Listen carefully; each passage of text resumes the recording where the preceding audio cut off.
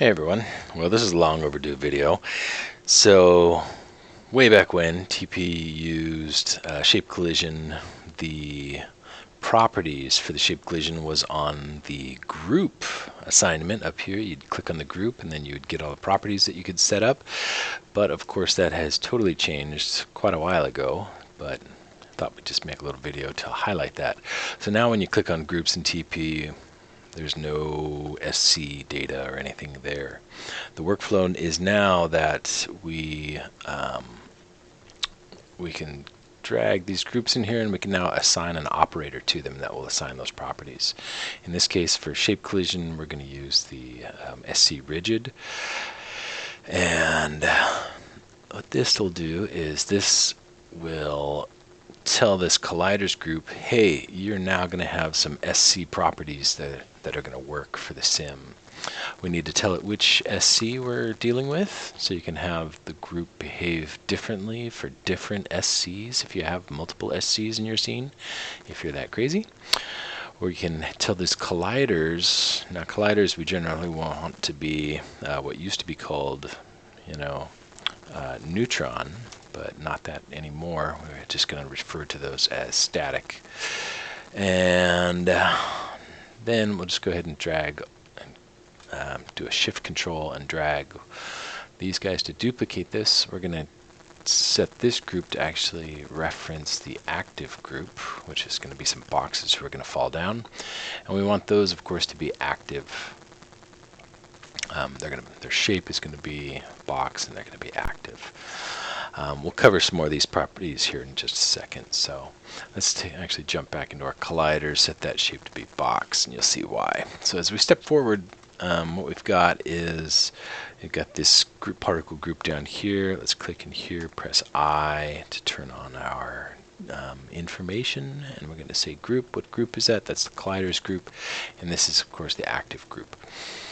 So the colliders is essentially a box. This is created procedurally by birthing a single particle and doing a little bit of tricky math so that it essentially always ends up being at 0, and just having a depth based on the scale that you set here, so you can make it deeper if you need to.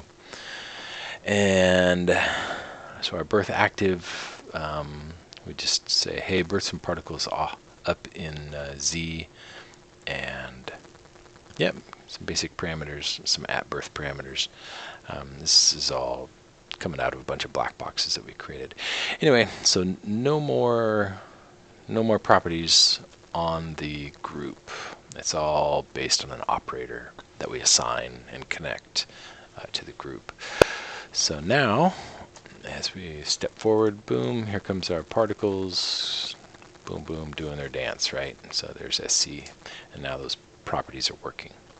Some of the other properties that are worth noting here is that if you open up an old scene that did have the old SC properties listed for some reason, you could select this new operator, go down to transfer group data, and you could select a group to pick that from, to take that data and transfer it into this operator. As well as you could remove that old menu from the group by clicking this remove button, if you just want to keep things clean, whatever. So anyway, this is how it works for SC, and of course we also have the same thing for bullet. We could set this up, boom, get the bullet physics. Bullet has a few more options for us. We could, ropes, soft bodies, things like that. In our case, we're just going to use rigid body. Okay. And rigid body, we have to tell it which bullet physics sim we're going to use, what's our shape going to be, yada, yada, yada, and fill out the rest of it and do the same thing to create our active particles and give them an active state. And so here we go, and whoosh, goes right through, right? Let's take a look what happened there.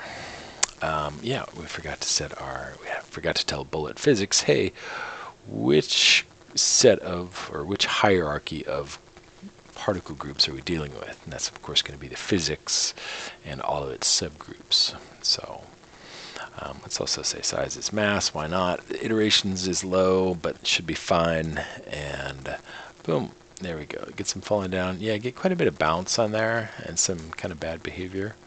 You can see there, there's a little bit of gap in there.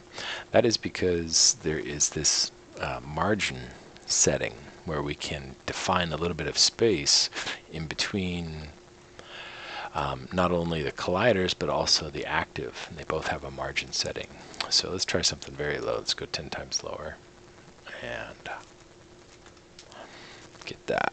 So we get much better behavior there. It does kind of bounce through though. You see that, right? It goes choosh and penetrates inside.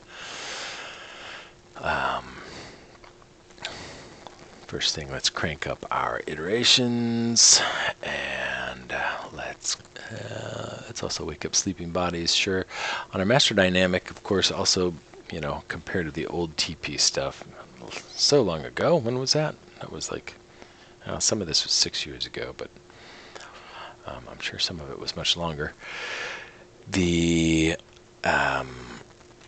master dynamic, the sampling settings were a little bit different. Now, TP's master dynamic, right now we're in the year 2022, the subsamples, this viewport render subsampling is disabled, and what we have is just a listing for subsamples. And what this does, this means, is how many extra samples per frame. So not total number per frame, but how many extra samples in between each frame.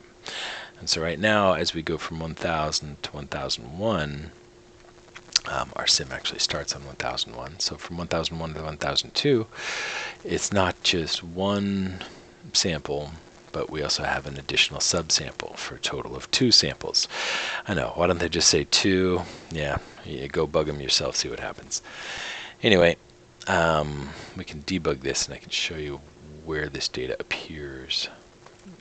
We can turn on debug, and as we step, so let's actually start. Let's go to the first frame, reset this, and now as we take our first step, we see 2 samples in here, and this T is telling us the ticks time, which of course is how frames are divided inside Max for extra detail and granularity.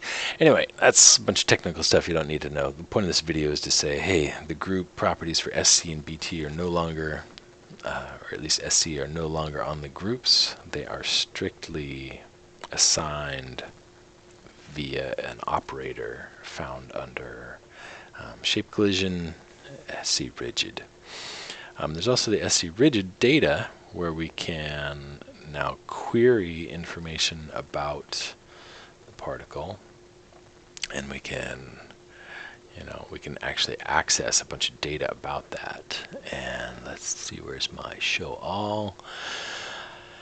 I guess I didn't need the inputs, but we could set this information on the fly, so we could change some of this behavior over time, which is kind of cool. One of the great things about TP is how flexible it is in letting you procedurally build functions to affect your data, where you could say, hey, take my age of my particle, multiply that by, half or whatever, and set this to be my elasticity, so that my elasticity is changing over time. Very easily we can set these kinds of things up because of TP, the way that it wires and processes data. But anyway, you could also then query and say, hey, is it a rigid? And it'll output a true or a false there, because you see that's a Boolean.